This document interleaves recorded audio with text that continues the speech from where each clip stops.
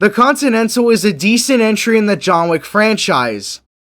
So for some reason it seems like people have forgotten that this show even existed.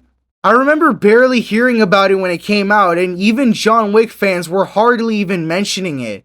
I'm not really sure as to why, but I feel like not enough people have reviewed it, so here are my thoughts on it.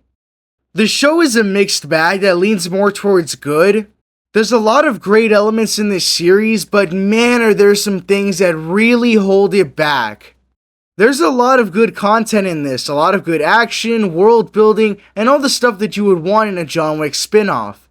However, there are some things in this mini-series that I really don't like. The pacing of this show is very slow, and that's done on purpose because it's trying to really slowly build up to a big climax, and I think that's done well for the most part. However, there are two subplots that I just cannot stand. One of the subplots has to do with this detective character who wants to understand the secrets of the Continental and is trying to hunt down Winston. And throughout the first two episodes, they continue to cut back to this detective, but it always feels like it never goes anywhere and we really don't know where it's going to.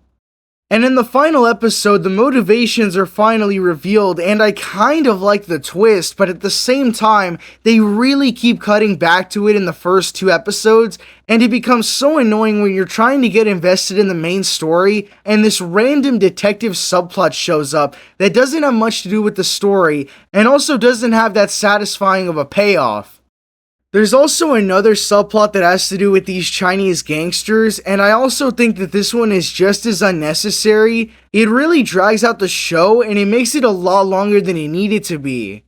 This subplot also has a really lame payoff, and in my opinion, they should have just cut it out of the show entirely. The reason these subplots get on my nerves so much is that the show is very slow paced, so it can take its time with everything, but both of these subplots make the show unnecessarily long. I really don't think the Continental is for everybody, considering how slow paced it is, and how much different it is from the John Wick films. If you're a massive fan of the John Wick universe, or you have enough time to sit through all of this, I think the show is just fine, but I don't think everybody's gonna like it. I will say though, despite those two subplots really holding back the series, I still think there's a lot of good stuff to appreciate. You can definitely tell by looking at it that there's a lot of money on screen, and there's also a lot of interesting visuals and direction. The action, while not as good as the original Wick films, is still really good. The acting in this miniseries is also really great. There's a lot of talented people in this cast, including Mel Gibson.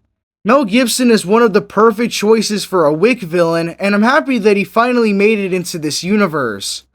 Not to mention, I also like the performances and appearances of Sharon and Winston in the Continental. When I watch these two on screen, I genuinely believe that they're the young versions of these characters.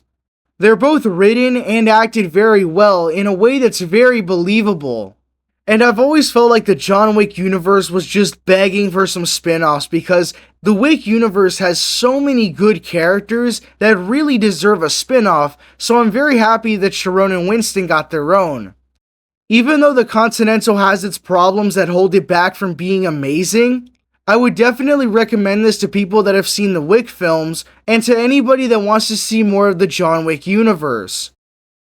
But what do you guys think of the Continental? Did you guys like it? Have you seen it? I'm really not sure how many people have even seen this show because it doesn't seem like that many people have reviewed it since it came out.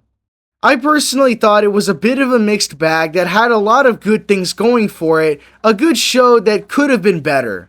But thank you all so much for watching. God bless you guys. Thank you all so much for watching, and I'll see you all next time.